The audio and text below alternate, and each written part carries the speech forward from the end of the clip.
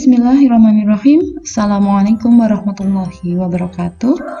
Pada kesempatan kali ini kita akan melanjutkan membahas buku siswa atau buku paket kurikulum merdeka halaman 166 sampai dengan 167. Ini masih dengan materi bangun datar. Dimulai dari tempat kedudukan relatif dua garis. Di sini tempat kedudukan relatif dua garis itu yang dimaksud seperti apa? Ya. Kita mulai dari Q. Jika M diputar 360 derajat dengan pusat O, jika M diputar, M ini ya, M adalah garis ini, diputar 360 derajat, maksudnya ini diputar, ya, ini ada panah merah ini, diputar ke kanan, ya, seperti ditunjukkan pada gambar di samping ini. Dapatkah kita simpulkan bahwa garis L dan M selalu berpotongan?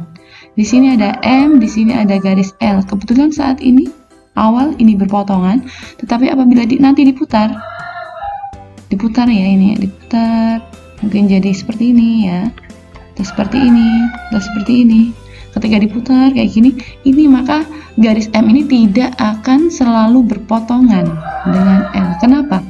Karena ada kalanya L dan M ini tidak saling bersentuhan. Bahkan bisa dikatakan ini ya, sama-sama seperti ini arahnya. Nah, ini kan sama. Ini kan sama. Oke. Yang dimaksud berpotongan itu seperti apa sih? Berpotongan itu adalah ketika dua garis ini saling bersentuhan seperti ini. Nah, ini namanya berpotongan. Ya, bertemu di suatu titik atau memotong suatu titik, ini namanya berpotongan. Oke. Kita namakan garis dengan huruf kecil seperti L dan M. L kecil dan M kecil, ya. Bisa juga dengan K, N, dan lain sebagainya, tetapi biasanya disimbolkan dengan huruf kecil. Dua garis pada bidang datar kedudukannya berpotongan atau tidak berpotongan. Jadi ketika di atas bidang datar seperti di kertas itu dua garis itu bisa berpotongan atau bisa juga tidak berpotongan. Seperti tadi saya sampaikan, kalau berpotongan itu berarti garis tersebut bisa bertemu pada satu titik tertentu seperti ini misalnya. Nah, atau kayak seperti ini, ya, itu berpotongan.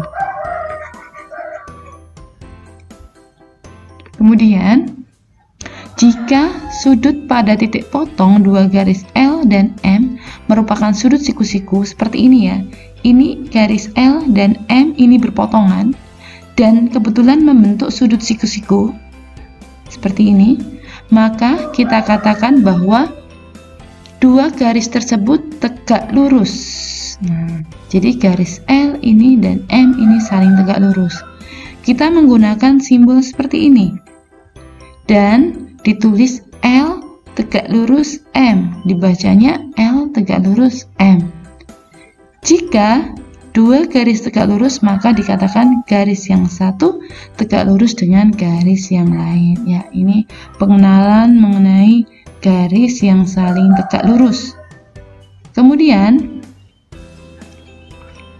jika dua garis pada bidang tidak berpotongan, kita katakan bahwa garis L sejajar dengan garis M seperti ini.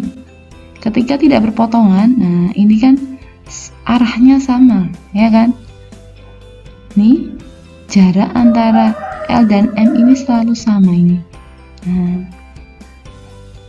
ini ya. Ini dikatakan bahwa L sejajar dengan M dengan simbol seperti ini. Garis miring dua, ini simbolnya, dan dibaca L sejajar dengan M. Seperti itu.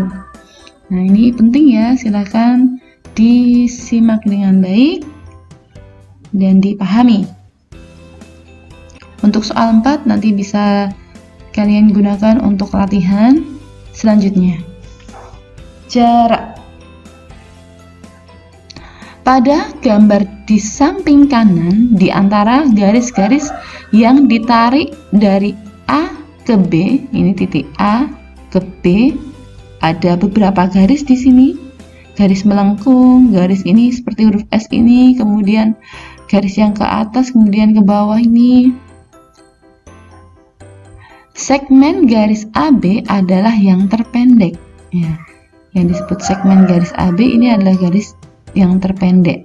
Di sini panjang segmen garis AB adalah jarak dari A ke B. Jadi jarak dari A ke B itu adalah segmen garis AB tersebut. Kita dapat tuliskan jarak sebagai AB, yaitu 4 cm. Untuk menunjukkan bahwa panjang segmen garis AB adalah 4 cm. Nah, kita lihat di sini kalau untuk mengetahui jarak antara A dan B, di sini ada beberapa garis ya. Garis lengkung ke bawah, S warna merah ini yang lurus ya. Kemudian yang AB yang ini harus ke atas dulu baru ke bawah. Kalau kita lihat di sini, yang jarak terpendeknya itu yang mana? Tentunya kalian sudah paham ya.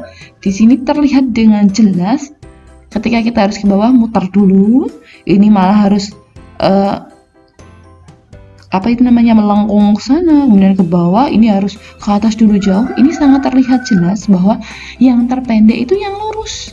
Ibaratnya kamu mau berjalan dari kota A ke kota B atau tempat A ke tempat B, kalau langsung lurus seperti ini, pasti ini merupakan jarak yang terpendek seperti itu. Jadi jarak yang terpendek yang dimaksud jarak AB di sini adalah segmen garis AB tersebut, yaitu yang berwarna merah. Ini disebut dengan jaraknya. Seperti itu. Kita lanjut ke Q. Pada gambar di samping kanan, ya, manakah di antara titik A, B, H, dan C pada garis L yang panjangnya terpendek ke titik P? Nah, coba dilihat. Ini ada A, ada B, ada H, ada C yang terpendek. Kalau kita lihat ketika kita mencari ini jarak terpendeknya, nah kita bisa menggunakan alat, bisa jangka, bisa penggaris, tapi di sini tidak menggunakan alat pun sebenarnya kita bisa.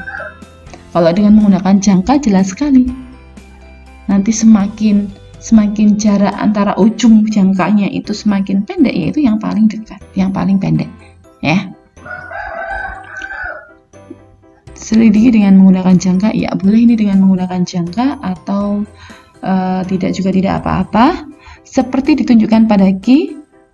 Ketika di gambar garis yang tegak lurus pada L melalui P yang berbeda dengan L dan dinamai titik potongnya itu H. Nah ini ya, ini ada PA, ada PB, ada PH, ada PC. Kalau kita lihat di sini, yang paling pendek itu adalah yang tegak lurus, yang ada di titik H. Maka panjang segmen garis PH merupakan jarak antara titik P ke titik L. Ya, jaraknya itu adalah ini ya, garis yang terpendek itu tadi, segmen garis yang terpendek, yaitu PH. Oke, bisa dipahami ya, bahwa garis lurus yang tegak lurus ini merupakan jarak terpendek antara titik P dengan garis L. Seperti itu. Kenapa bukan PA? Kenapa bukan PB? Kenapa bukan PC? Karena di sini tidak tegak lurus. Ya. Oke, seperti itu. Nah, untuk selanjutnya, pada gambar di samping kanan ditunjukkan bahwa L ini sejajar dengan M. Garis L sejajar dengan M. Bandingkan tiga jarak berikut ini. Jarak antara titik A yang berada di garis L ke garis M. Jadi, ini jarak ke sini. Nah, ini jarak itu berarti yang tegak lurus ya. Nah, ini sampai ke titik D. AD berarti segmen garis AD. Kemudian titik B dari L ke garis M, B Ini berarti ke titik E yang tegak lurus jaraknya. Kemudian jarak antara titik C yang ada di garis M ke garis L ini juga tegak lurus di sini. Nah, maka kalau kita selidiki di sini, ini jaraknya itu pasti sama. AD, BE, CF ini jarak ketiga-tiganya ini sama. Kenapa? Karena sejajar, garis L dan M-nya sejajar. Oke, kita baca di bawahnya.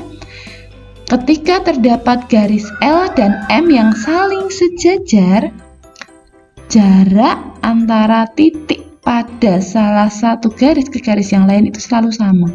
Nah, kalau kita bikin lagi di sini ya, kita buat titik lagi di sini, misalnya A, B, C, D, E, F, yang belum ada G ya, G di sini. Kita tarik garis, maaf ini kurang nggak lurus ya, aduh, maaf. Nah, G, H yang tegak lurus, ini pasti sama juga. Nih H, maaf, ini pasti juga sama.